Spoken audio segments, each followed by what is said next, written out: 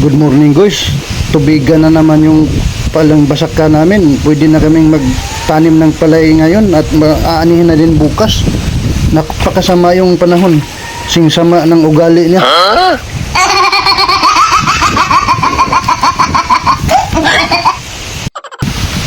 Ang sama ng panahon. Parang may bagyo. Basa doon tao nagamong humay gabi guys. Ugwa dyan to overtime itong umaga pag-lower. Tapos grabe mahumod dyan to siguro tanan. Kaya pag huma na mo, pagpanguli na mo, ni kuso gaguan oy. Tubigan na ka doon basak. Napabor ka doon yung basaka o tubig ba. Ito sa sapat.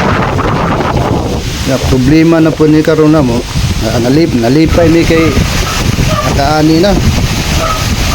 Guol na po kay ang inani po apoy buwaran kay walay init sa una ni pagbilad sa araw nga may araw dito sa amo karon maning nalipay nga naguol silan sagol na dong gibati dani sao na lang ni pag hindi ito nabilad ng araw siguradong manunurok ito lahat kasi basang basa sa tuwan kagabi kaya ano-anohin na lang namin to sangag-sangagin siguro.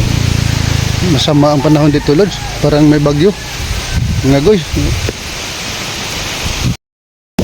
Ang lagay ng panahon dito mga guys, masama yung mga lagay sa panahon dito, parang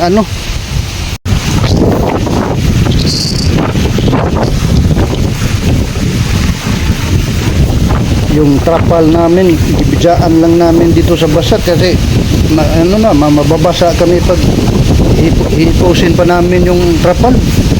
Kaya binalikan ko ngayong umaga, pag tanaw na po sa basaka namin, ang dami ng tubig, kaya magbabasak na rin kami ngayon. Basakin namin yun, turtulin namin, dideruhin, tapos pagkatapos tatanim na naman kasi katatanim lang namin kapon, ani din namin ngayon.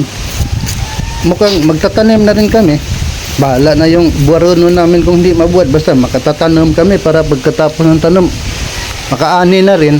Ganyan kasi season dito, season pag yung season dito sa bukid, pag tanim ngayon, bukas anihin na, ganon.